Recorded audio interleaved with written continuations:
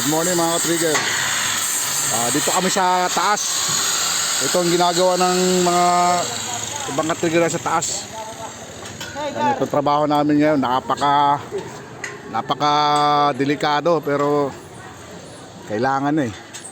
Ayan. Ayan si Tangke, masipag sa grupo namin dito.